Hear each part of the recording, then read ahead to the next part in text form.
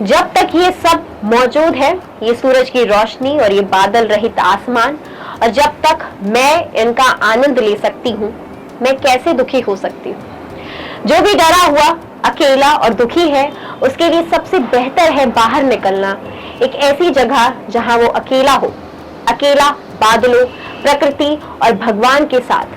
तब आपको महसूस होगा कि जो जैसा होना चाहिए वैसा ही है। भगवान चाहते हैं कि आप प्रकृति की सुंदरता और सादगी के बीच खुश रहें। ये वो शब्द है जो एक 15 साल की लड़की ने अपनी डायरी में लिखे थे। हम बात कर रहे हैं एनी फ्रैंक की, जिसका पूरा नाम है एनालिज मेरी फ्रैंक। तो करेंगे इस किताब पर चर्चा। I'm Oshi Sahu and you're watching Book Pass.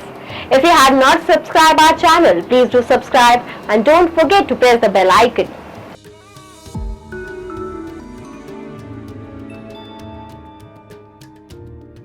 The Diary of a Young Girl, जिसे एनी फ्रैंक की डायरी के रूप में भी जाना जाता है, एनी फ्रैंक द्वारा लिखी गई डच भाषा की डायरी लेखन की एक पुस्तक है जब वह नीदरलैंड के नाजी कब्जे के दौरान अपने परिवार के साथ 2 साल तक छिपी रही थी। ये किताब 1947 में आई थी। कॉन्टैक्ट पब्लिशिंग से ये किताब इंग्लिश में 1952 में पब्लिश की गई। सन 1955 में 2 अमेरिकी नाटककारों ने इसे थिएटर के लिए रूपांतरित किया। नीदरलैंड पर नाजी कब्जे के दौरान एनी फ्रैंक को अपने 13वें जन्मदिन 12 जून 1942 को उपहार के रूप में एक खाली डायरी मिली। उसने अपने जन्मदिन पर एक वाक्य के नोट में लिखा, मुझे आशा है कि मैं आपको सब कुछ बता पाऊंगी क्योंकि मैं कभी किसी पर विश्वास नहीं कर पाई, और मुझे आशा है कि आप आराम और समर्थन का एक बड़ा स्रोत होंगे। मुख्य डायरी 14 जून से लिखी गई थी। 5 जुलाई 1942 को एनी की बड़ी बहन मार्गरेट को जर्मनी में एक नाजी कार्य शिविर में रिपोर्ट करने के लिए आधिकारिक समन मिला और 6 जुलाई को मार्गरेट और एनी अपने माता पिता ऑटो और एडिथ के साथ छिप गए। बाद में उनके साथ ऑटो के व्यवहारिक भागीदार हर्सन वेन पेलिस, अपनी पत्नी अगेस्ट और उनके किशोर बेटे पीटर शामिल हो गए। उनके छिपने का स्थान एम्स्टर्डम में ऑटो की कंपनी की इमारत के पीछे अनुबंध के सील बंद ऊपरी कमरों में था। ऑटो फ्रैंक ने 1933 में ओपेक्टा नाम से अपना व्यवसाय शुरू किया। उन्हें पैक्टिन बनाने और बेचने का लाइसेंस दिया गया था, जो जैम बनाने के लिए इस्तेमाल किए जाने वाले पदार्थ हैं। ये सभी जिन कमरों में छिपे थे वे उसी इमारत में एक चल किताबों की अलमारी के पीछे छिपे हुए थे जिसमें ओपेक्टा था। लेकिन आखिरकार नाजियों ने उनका पता लगाकर 4 अगस्त 1944 में उनको आउश्विट्ज के यातना शिविर में भेज दिया। एन ने अपनी छिपने की जगह में अपनी डायरी लिखी जो दुनिया भर में मशहूर है। महज 15 साल की लड़की ने अपनी diary the diary of a young girl में वो सब लिखा जिसे पढ़कर दुनिया में हर कोई हैरान रह गया। इस डायरी को दुनिया के करोड़ों लोगों ने काफी पसंद किया। ये किताब 70 भाषाओं में छप चुकी है। एनी को घरेलू महिला बनना पसंद नहीं था।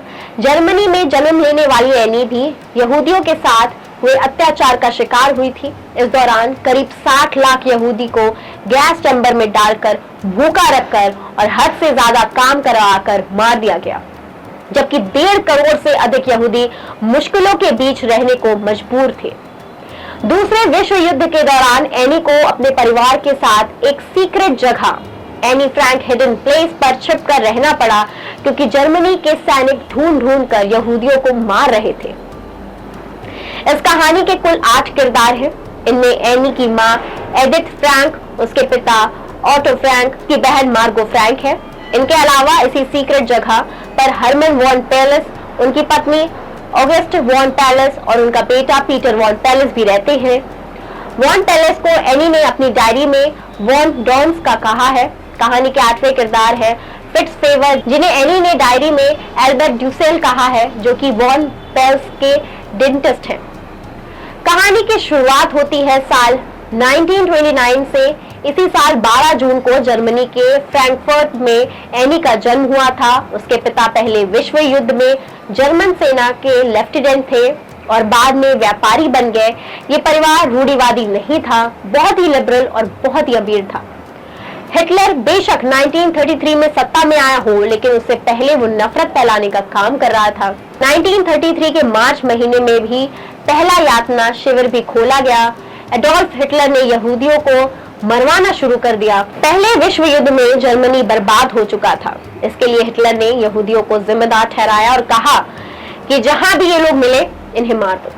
1933 की गर्मियों में फ्रैंक परिवार नीदरलैंड आ गया। उस समय एनी की उम्र 4.5 साल थी। फिर सितंबर 1939 में दूसरा विश्व युद्ध हुआ। जर्मनी ने पोलैंड पर हमला कर दिया।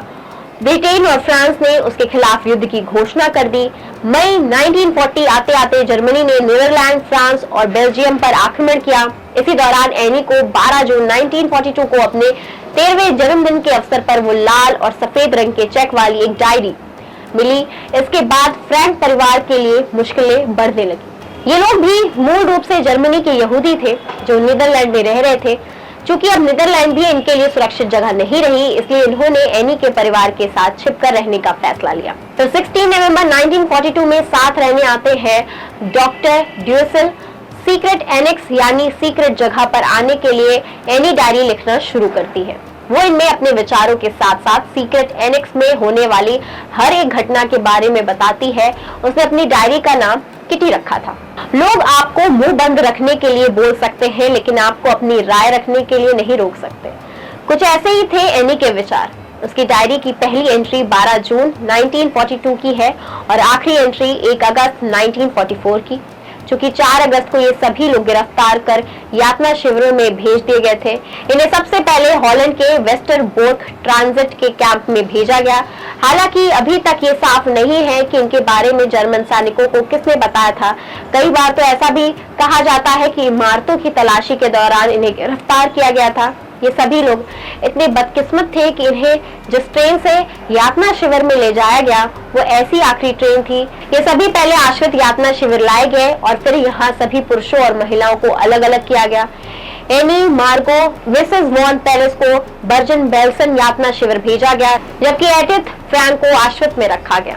बदकिस्मती ये थी कि 12 अप्रैल 1945 को ही ब्रिटेन के सैनिकों ने बर्जन बेल्सन शिविर को आजाद करवा दिया था, लेकिन तब तक एनी और मार्गो की मौत हो गई थी। फिर 8 मई 1945 को जर्मनी ने आत्मसमर्पण कर दिया। ऑटो फ्रैंक ने सभी लोगों को काफी ढूंढा, लेकिन वो अकेले ही जिंदा बचे थे। पीटर की बात करें तो उसकी मौत आश्विन से मार्थोसोन में ले जाते हुए 5 मई 1945 में हो गई थी, वो भी शिविर के आजाद होने से महज 3 दिन पहले। एनी और मार्गो की मौत की पुष्टि के बाद मीप ने ऑटो फ्रैंक को एनी की डायरी और नोट्स दिए।